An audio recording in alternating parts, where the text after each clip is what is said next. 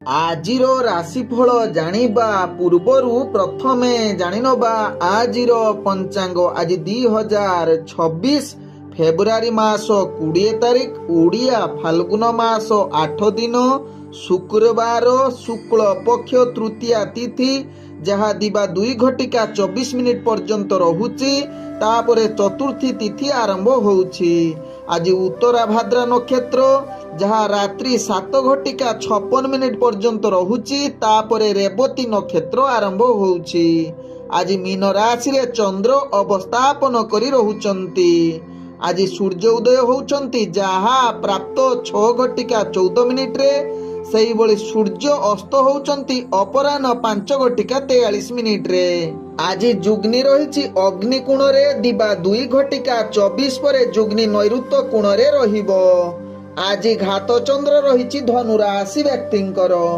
ଆଜି ଘାତ ବାର ରହିଛି ବିଛା ରାଶି ବ୍ୟକ୍ତି, ଧନୁ ରାଶି ବ୍ୟକ୍ତି ଏବଂ ମୀନ ରାଶି ବ୍ୟକ୍ତିଙ୍କର। ଆଜି ମୃତ ବ୍ୟକ୍ତିର କୌଣସି ପୁଷ୍କର ଦୋଷ ଲାଗୁନାହିଁ। ଆଜି ତୃତୀୟାରେ ଶ୍ରାଦ୍ଧ। ନିଷିଦ୍ଧ ଖାଦ୍ୟ ରହିଛି ପୁଟୁଳ, ତତ୍ସହିତ ମୂଳା ଭୋଜନ ନିଷେଧ ରହିଛି।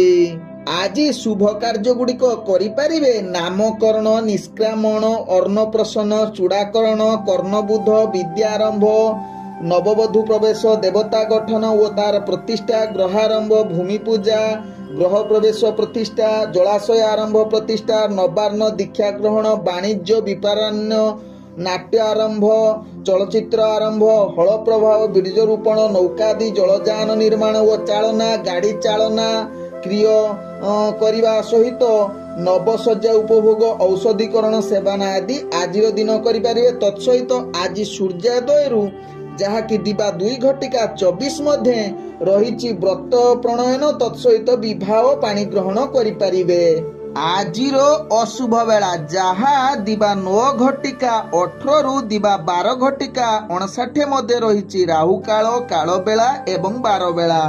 ସେହିଭଳି ରାତ୍ରି 8 ଘଟିକା 34 ରୁ ରାତ୍ରି 10 ଘଟିକା 1 ମଧ୍ୟ ରହିଛି କାଳରାତ୍ରି। ତେଣୁ କାଳ ବେଳା, ରାହୁ କାଳ, 12 ବେଳା ଏବଂ କାଳରାତ୍ରି ସମୟରେ କୌଣସି ଶୁଭ କାର୍ଯ୍ୟ କରନ୍ତୁ ନାହିଁ। ଆଜିର ଶୁଭ ବେଳା, ଯାହା ପ୍ରାପ୍ତରୁ ଦିବା 7 ଘଟିକା 50 ମଧ୍ୟ ରହିଛି ଶୁଭ ବେଳା। ସେହିଭଳି ଦିବା 8 ଘଟିକା 38 ରୁ ଦିବା 9 ଘଟିକା 17 ମଧ୍ୟ ରହିଛି ଶୁଭ ବେଳା। ସେହିଭଳି ଦିବା 1 ଘଟିକାରୁ ଦିବା 2 ଘଟିକା 14 ମଧ୍ୟ ରହିଛି ଶୁଭ ବେଳା।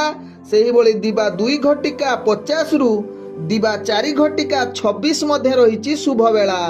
ସେହିଭଳି ରାତ୍ରି 7 ଘଟିକା 21 ରୁ ରାତ୍ରି 8 ଘଟିକା 33 ମଧ୍ୟ ରହିଛି ଶୁଭ ବେଳା। ସେହିଭଳି ରାତ୍ରି 10 ଘଟିକା 39 ରୁ ରାତ୍ରି 1 ଘଟିକା 27 ମଧ୍ୟ ରହିଛି ଶୁଭ ବେଳା। ସେହିଭଳି ରାତ୍ରି 3 ଘଟିକା 19 ରୁ ଶେଷ ରାତ୍ରି 6 ଘଟିକା 14 ମଧ୍ୟ ରହିଛି ଶୁଭ ବେଳା। ତେବେ ଚାଲନ୍ତୁ ଜାଣିବା ଆଜିର ରାଶିଫଳ, ଯାହା ଚନ୍ଦ୍ରଗୋଚର ଗଣନା ଦ୍ୱାରା ଜାଣିବା ମେଷ ଠାରୁ ମୀନ ରାଶି ପର୍ଯ୍ୟନ୍ତ।